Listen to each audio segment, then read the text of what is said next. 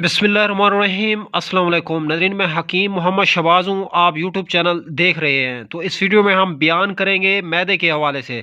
बाद लोगों को मैदे के हवाले से जो है तबखीर होती है, जलन होती है, रोटी खाने के बाद कब्ज़ होती है, गैस बनती है। मैदे के हवाले से जो है काफ़ी सारे मसाइल का सामना जो है इंसान को करना पड़ सकता है।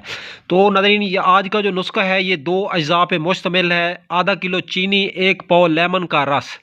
तो इसको जो है आपस में मिक्स कर लें। मिक्स करने के बाद जो है इसको धूप में अच्छे तरीके से ड्राई कर लें, सुखा लें।